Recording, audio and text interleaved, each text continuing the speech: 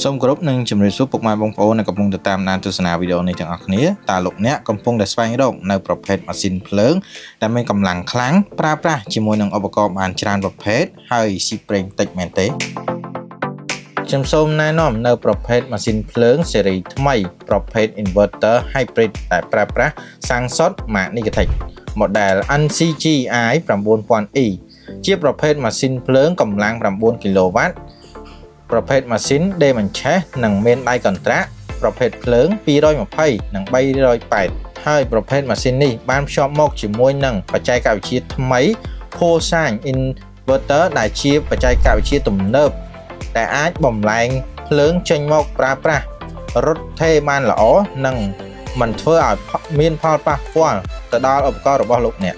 និងជួយសន្សំសំចៃប្រេងបានច្រើនចំពោះរបៀបប្រើប្រាស់ម៉ាស៊ីននេះគឺយើងធ្វើការបញ្ឆេះជាដំបូងគឺយើងត្រូវទាញ air ដោយសារប្រភេទម៉ាស៊ីននេះគឺបានភ្ជាប់មកជាមួយនឹងដៃទាញនៅខាងក្រៅគឺយើងទាញដល់កម្លាក់វាមកហើយយើងកាច់ចោលបញ្ឆេះអញ្ចឹងនៅពេលដែលលោកអ្នកបញ្ឆេះរួចយើងគ្រាន់តែរុញ air បិទទៅវិញគឺយើងឲ្យវាឆេះបានល្អបន្ទាប់មកគឺយើងជ្រើសរើសនៅប្រភេទភ្លើងតែប្រភេទម៉ាស៊ីននេះគឺវាមានភ្លើងពីរប្រភេទ220ហើយយើងកាច់មកខាងឆ្វេងនិងប្រភេទ380ដែលយើងកាច់ទៅខាងស្ដាំហើយគឺយើងបើកភ្លើងប្រើអញ្ចឹងនៅពេលដែលលោកអ្នកប្រើ220កាច់កងតាក់មក220អញ្ចឹងនៅពេលប្រើ380គឺកាច់ទៅ380ហើយវាក៏បានភ្ជាប់មកជាមួយនឹងកងតាក់ Eco ដែលជួយសន្សំសំចៃអញ្ចឹងនៅពេលដែលយើងប្រើប្រាស់តិចតួចគឺយើងអាចមកកាច់មកកងតាក់ខាងលើហើយនៅពេលដែលយើងប្រើប្រាស់ច្រើនយើងកាច់កងតាក់មកខាងក្រោមដើម្បីឲ្យម៉ាស៊ីនរត់បានកម្លាំងខ្លាំងហើយវាបានភ្ជាប់មកជាមួយនឹងរុនដោតដុយប្រភេទភ្លើង220ចំនួន2និងមានភ្ជាប់មកស្រាប់ជាមួយនឹងរុនប្រភេទភ្លើង380ចំនួន1រុនដោតដុយ USB និង Type C លក្ខណៈពិសេសរបស់ម៉ាស៊ីននេះគឺអាចប្រើប្រាស់បានទាំងភ្លើង220និង380មានដេងាយស្រួលក្នុងការបញ្ឆេះមានកង់ងាយស្រួលក្នុងការបំលាស់ទីអាចប្រើប្រាស់បានជាមួយនឹងឧបករណ៍ច្រើនក្នុងពេលតែមួយស័ក្តិសមសម្រាប់ការប្រើប្រាស់ក្នុងការងារទូទៅការងារការដ្ឋានសំណង់ប្រើប្រាស់តាមផ្ទះឬប្រកបអាជីវកម្មតូចធំផ្សេងៗបានថែមទៀតផង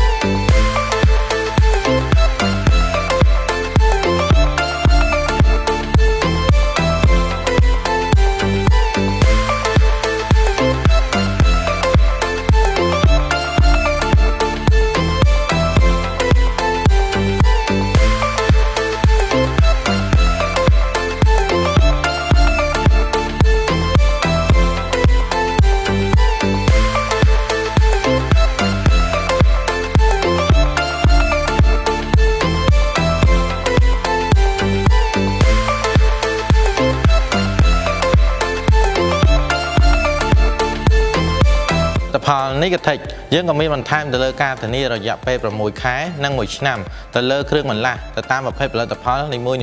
និងមានការធានារយៈពេល3ឆ្នាំទៅលើសេវាកម្មជួសជុលជាពិសេសយើងមានដៃគូជួសជុលទូទាំង25ខេត្តក្រុង